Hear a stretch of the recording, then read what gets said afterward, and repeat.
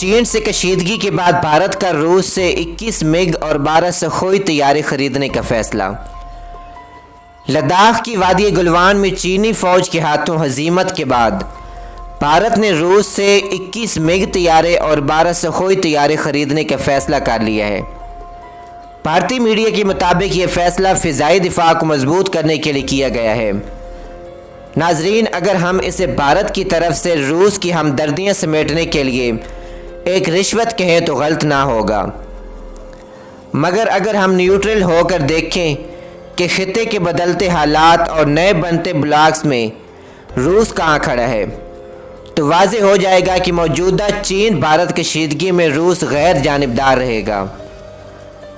روس ٹوٹنے سے پہلے سوویت یونین ہوا کرتا تھا اور امریکہ کے مقابلے کی سپر پاور۔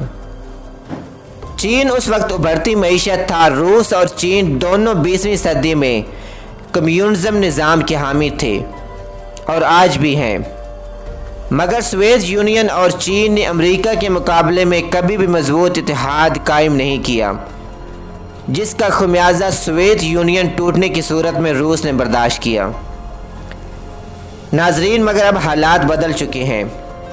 روس کی توجہ جہاں اپنی فوجی طاقت بڑھانے کی جانب ہے، وہیں پر امریکی اثر و رسوخ کو کم کرنے کی طرف بھی ہے۔ ایک وقت میں روس اور بھارت کی مضبوط تعلقات ہوتے تھے، مگر اب وہ گرم جوشی نہیں رہی۔ اس کی وجہ بھارت کی منافقانہ پالیسیز بھی ہیں۔ مگر یہ بات درست ہے کہ بھارت اب بھی روس سے کافی دفاعی ساز و سامان لے رہا ہے، مگر اس کا مطلب یہ نہیں کہ روس بھارت کے ساتھ اسی طرح کھڑا ہوگا جس طرح 1971 کی پاک بھارت جنگ میں انڈیا کے ساتھ کھڑا تھا۔ وقت بدل چکا ہے۔ سابق آرمی چیف راحیل شریف کے دورہ روس کے بعد سے پاک روس تعلقات میں جمی برف پگھلنا شروع ہو گئی تھی۔ جنرل باجوہ صاحب بھی روس کا دورہ کر چکے ہیں اور وزیر اعظم پاکستان بھی روسی صدر سے ملاقات میں تعلقات کی مضبوطی کی جانب قدم بڑھانے کا کہہ چکے ہیں، اور پاک روس مشترکہ دفاعی مشقیں بھی کافی عرصے کے بعد ہو چکی ہیں۔ بھارت کے اعتراضات اور پروپیگنڈا کے باوجود روس نے سی پیک میں شمولیت میں دلچسپی کا اظہار کیا اور امریکہ کے خلاف روس اور چین اتحادی نظر آتے ہیں، جبکہ گزشتہ ماہ ہم نے دیکھا کہ بحیرہ روم میں تعینات امریکی بحریہ کے چھٹے بیڑے کی جانب سے بتایا گیا کہ روسی لڑاکا طیاروں نے بین الاقوامی بحری حدود میں امریکی گشتی طیارے کو گھیرے میں لے کر تنگ کیا۔ امریکی فوج کے بیان کے مطابق روسی طیاروں کی جانب سے یہ کارروائی 2 ماہ کے دوران اپنی نوعیت کا تیسرا واقعہ ہے۔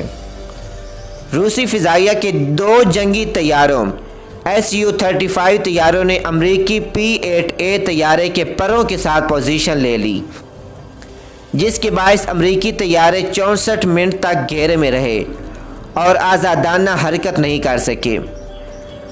بیان میں روسی لڑاکا طیاروں کی حرکت کی مذمت کرتے ہوئے اسے غیر پیشہ ورانہ اور غیر محفوظ قرار دیا تھا۔ شام کے معاملے پر بھی روس اور امریکہ میں تناؤ ہے۔ ایسے میں روس اپنا وزن بھارت کے پلڑے میں ڈال کر چین کو دباؤ میں ڈال کر اپنے مشترکہ حریف امریکہ کو فائدہ نہیں پہنچائے گا، جس کے بحری بیڑے ساؤتھ چائنا سی میں چین کو گھیرنا چاہتے ہیں۔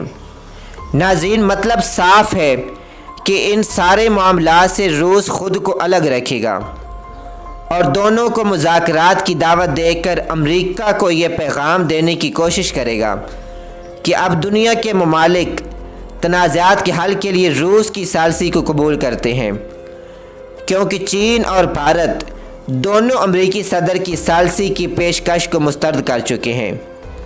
حالیہ دنوں وزیر خارجہ شاہ محمود قریشی نے بھی روسی ہم منصب سے بات کی ہے۔